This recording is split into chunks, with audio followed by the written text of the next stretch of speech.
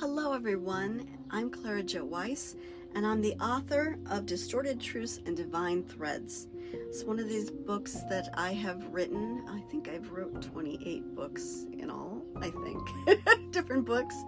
But this one I thought that I would read an excerpt from.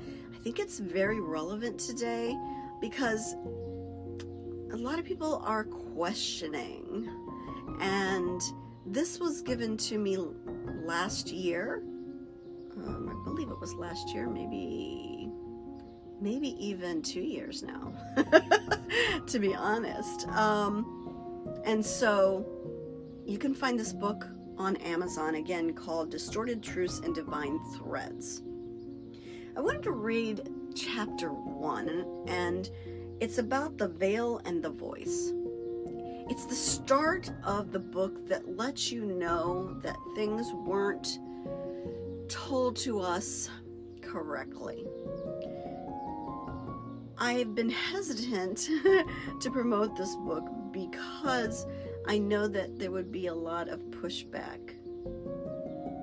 But the Council of Now, which is a collective of planetary and interdimensional beings, gave me this message. In fact, a lot of my books are channeled from them. And I wanted to really let you know the information. So I'm going to read this to you.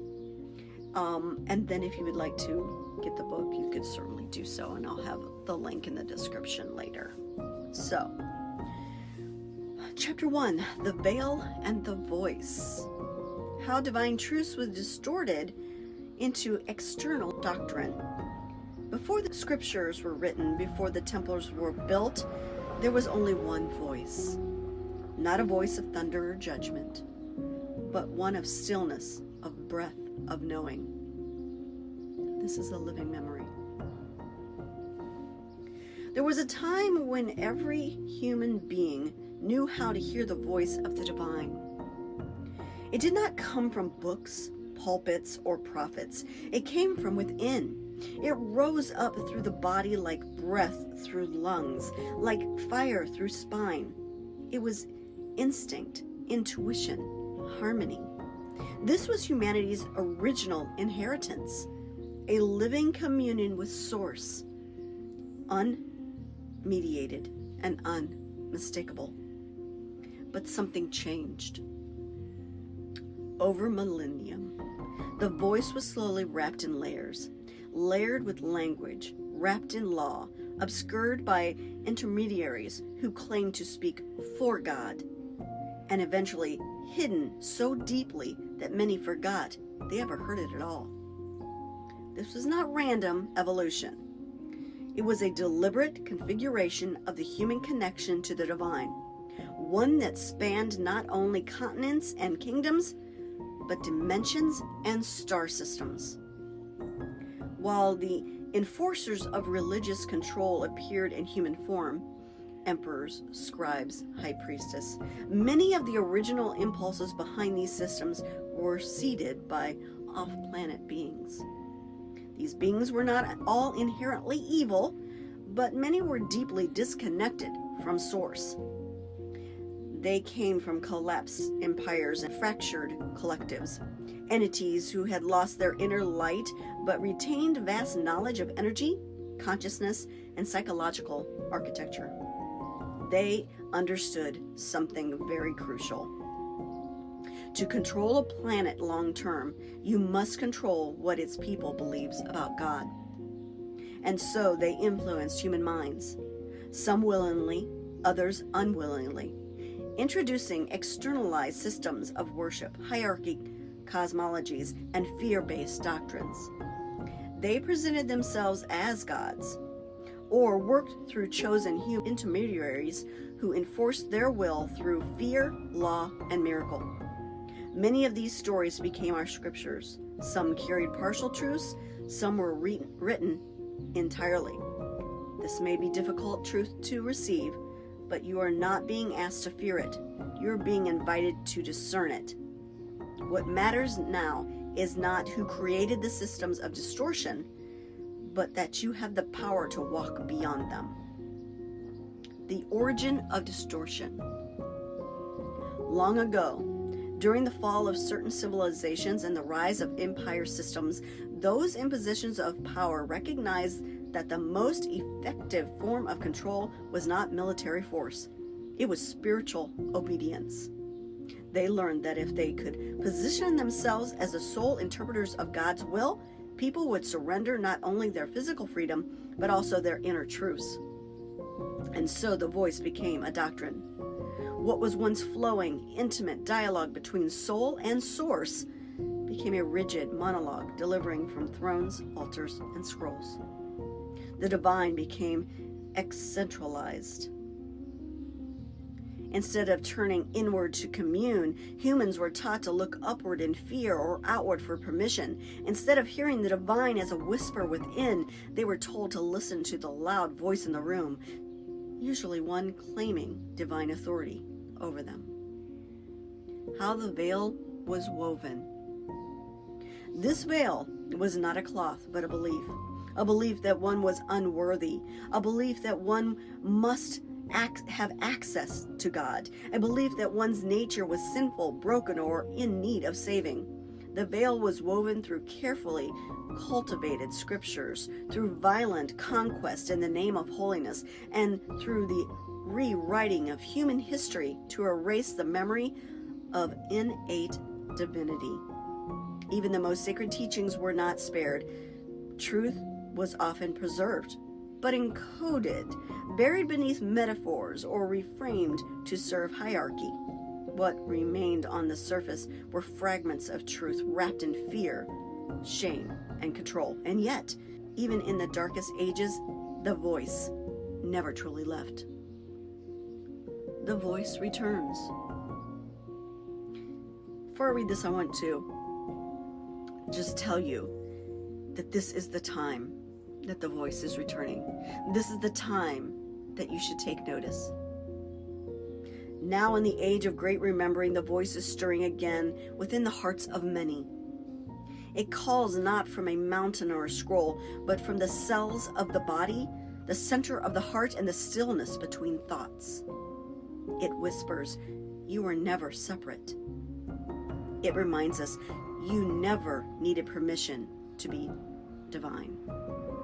And so this book begins, not with blame or attack, but with clarity. You were never wrong for questioning. You were never broken for doubting. You are not blasphemous for remembering. This is not a war against religion. This is a call to restore what religion once knew before it was reshaped to serve a few. A gentle inquiry. As you continue through the pages, you will feel things stirring within you, memories, emotions, resistance, or even grief. This is natural. You are not being asked to abandon faith, but to purify it. What if the God you are taught to fear was never the true source at all? What if the voice you were taught to ignore was the key, the very key to your freedom? Let us begin with all truth begins, not with rules carved in stone, but with a quiet certainty already pulsing inside you. The voice has returned. Will you listen?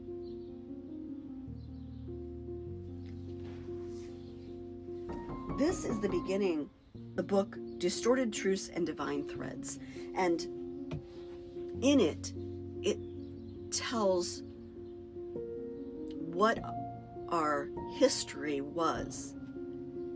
You know, I have another book too that explains how we were actually made and how that was distorted and changed.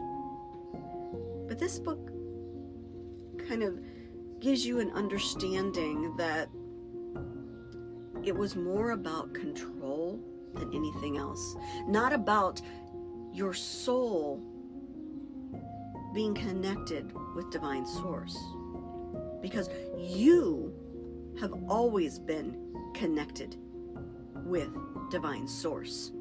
You always had that connection. They manipulated it.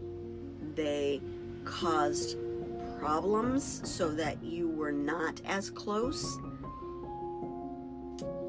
And that's sad, because there's so many of us that really need that connection, and to be told that you had to look elsewhere, that you had to go through other people to be connected with Source himself, it's just truly a lie. You can connect with Divine Source right now. You have that ability. In fact, those chains or those distortions that were put in our way are now gone. And so you're going to find it easier to connect with Source, directly with Source. Talk to Source. Let them know, let him or her, or however you imagine Source to be, or feel Source is. That's your personal choice, but that feeling of Source is within you, and you can connect directly with Source. Tell Source what you need. Tell Source thank you. You know, you have that ability now to directly communicate and get the answers if you listen. And sometimes we talk too much and forget to listen, don't we?